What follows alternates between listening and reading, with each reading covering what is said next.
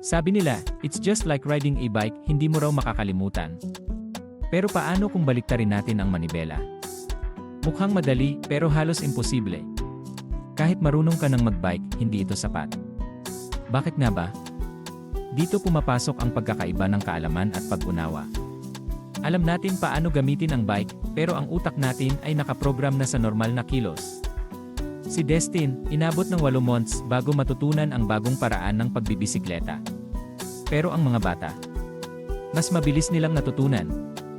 Dahil mas mataas ang brain plasticity nila, mas madali silang mag-adapt sa bagong sistema. Sa wakas, natutunan na niya. Pero may isang malaking problema. Nang bumalik siya sa normal na bisikleta, hindi na niya ito kayang sakyan. Ang utak niya ay nag-adjust sa bagong paraan ng pagpedal, at nawala ang dating muscle memory. Ang aral. Ang learning ay hindi lang tungkol sa kaalaman, kundi sa tunay na pag-unawa at pagsasanay. Kaya mo bang matutong muli? O baka mas mahirap nang bumalik? Like, follow, at subukan natin ang iba pang mind-blowing experiments.